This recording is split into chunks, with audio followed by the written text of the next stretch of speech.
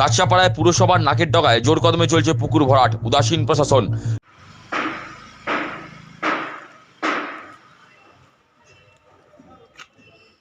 জল সংরক্ষণের জন্য মুখ্যমন্ত্রী মমতা বন্দ্যোপাধ্যায় জল ধরো জল ভরো প্রকল্পের সূচনা করেছিলেন। পাশাপাশি তিনি পুকুর কিংবা জলাশয় ভরাটের বিরুদ্ধে কড়া হুঁশিয়ারি দিচ্ছেন। মুখ্যমন্ত্রী সেই হুঁশিয়ারিকে উপেক্ষা করেই রাজ্যের বিভিন্ন প্রান্তে অবাধে চলছে পুকুর ভরাটের মতো বেআইনি কারবার। এবার জমি হাঙরদের থাবা কাছড়াপাড়া পুরসভার 6 নম্বর ওয়ার্ডে রুদল সিং রোডে। সেখানে 10 কাঠা আয়তনের জলাশয় ময়লা আবর্জনা দিয়ে 75% বুঝিয়ে ফেলেছে জমি হাঙরেরা।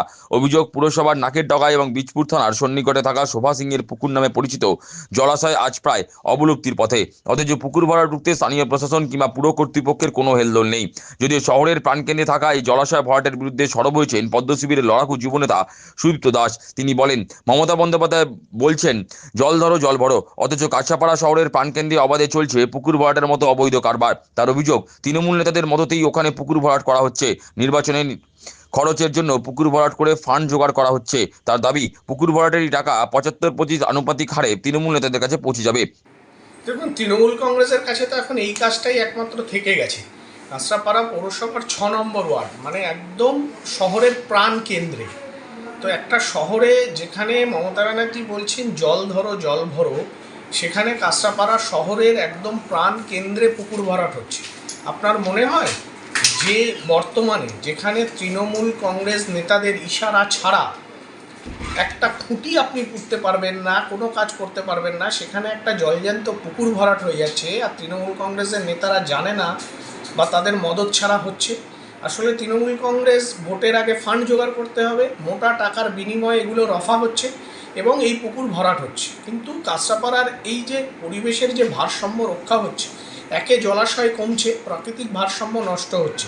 তৃণমূল কংগ্রেস এক তো পশ্চিমবঙ্গের সমস্ত ভারসাম্য নষ্ট করে দিয়েছে, সাংস্কৃতিক ভারসাম্য নষ্ট করেছে, শিক্ষার ভারসাম্য নষ্ট করেছে, স্বাস্থ্যর ভারসাম্য নষ্ট করেছে, প্রাকৃতিক ভারসাম্য নষ্ট করে দিচ্ছে।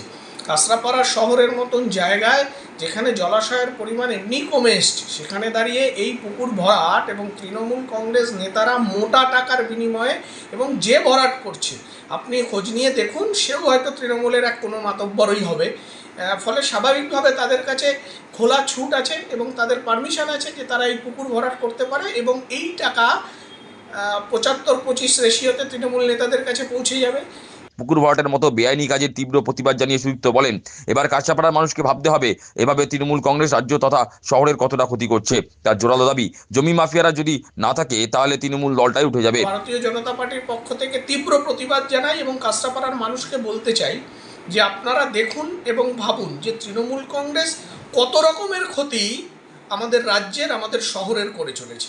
এটা মানুষকে ভাবতে হবে, এবং মানুষ, আমার ধারণা যে বাঙালির সচেতন বাঙালি মানুষ এগুলো ভাবছে এবং তার জবাব দেবে। তাহলে মুখ্যমন্ত্রী যে বারংবার হুঁশিয়ারি দিচ্ছে, তাহলে হুঁশিয়ারি কি উপেক্ষা করছে? মুখ্যমন্ত্রী, এটা তো নাটক।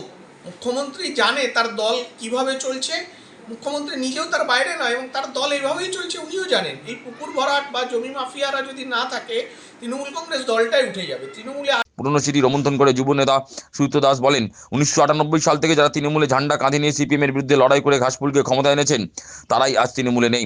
এটা এখন মমতা ব্যানার্জি ও অভিষেক ব্যানার্জির নতুন তৃণমূল কংগ্রেস। তৃণমূলে এখন যারা তৃণমূলে করছেন, যেমন জমি মাফিয়া, সিন্ডিকেট রাজ, গুন্ডামস্তান, এরাই এখন তৃণমূলের সম্পদ। যারা 98 সাল থেকে তৃণমূলের ঝান্ডা কাঁধে নিয়ে রক্ত ঘাম ঝরিয়ে তৃণমূলে সিপিএমের বিরুদ্ধে লড়াই করে তৃণমূল কংগ্রেসকে ক্ষমতায় এনেছে, সেই মানুষগুলো কিন্তু আর তৃণমূলে নেই।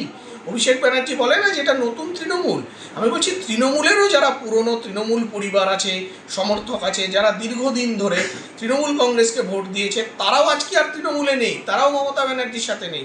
এটা মমতা ব্যানার্জি এবং অভিষেক ব্যানার্জির নতুন তৃণমূল, যে তৃণমূলে শুধুমাত্র আছে জমি মাফিয়া, বিভিন্ন ধরনের মাফিয়া, সিন্ডিকেট বাজরা, ক্রিমিনাল, এরা হচ্ছে তৃণমূল কংগ্রেসের সম্পদ বর্তমানে। পুকুর ভরাট নিয়ে কাছড়াপাড়া শহর তৃণমূল কংগ্রেস সভাপতি খোকন তালুকদার বলেন, বিষয়টি পুরপ্রধান ও উপপুরপ্রধানের নজরে আনা হবে, পাশাপাশি পুকুর ভরাটের বিরুদ্ধে যথাযথ পদক্ষেপ নেওয়া হবে। আমার জানা ছিল না, আমি আজকে আপনার কাছ থেকে শুনলাম। আমি এই ব্যাপারে কর্তৃপক্ষের সাথে কথা বলবো, এবং 6 নম্বর ওয়ার্ড যখন বলছেন সেটা তো আমাদের ভাইস চেয়ারম্যানের ওয়ার্ড, আমি অবশ্যই তার সাথে কথা বলবো, দরকার হলে চেয়ারম্যানের সাথেও কথা বলবো, প্রশাসনিক স্তরে কীভাবে এটা হচ্ছে সেটা সম্বন্ধে খোঁজ খবর দেবো। মুখ্যমন্ত্রী তো বারবার বলেছেন যে পুকুর ভরাট করা যাবে না, যে কোনো জলাজমি ভরাট করা যাবে না। তিনি একটা প্রকল্প চালু করেছিলেন, জল ধোয়া জল ভরা প্রকল্প। কিন্তু সেখান থেকে দাঁড়িয়ে সব জায়গায় প্রায় দেখা যাচ্ছে যে পুকুর ভরাট হয়ে যাচ্ছে। কাঁচরাপাড়ায় এই ধরনের রেকর্ড নেই। কাঁচরাপাড়ায় সম্প্রতিকালীনের মধ্যে পুকুর ভরাটের যে অভিযোগটা হালি শহরে ছিল, কাঁচরাপাড়ায় কিন্তু নেই। আমি আপনার কাছ থেকেই জানতে পারলাম। আমি চেয়ারম্যান, ভাইস চেয়ারম্যান এদের সাথে কথা বলবো, দলের নেতৃত্বের সাথেও কথা বলবো, যাতে এই প্রবণতা যদি হয়ে থাকে সেটা যাতে বন্ধ করা যায় এবং এলাকার মানুষের যদি কোনো সংকট হয়ে থাকে সেটা যাতে নিরসন করা যায় সে ব্যাপারে আমি কথা বলবো।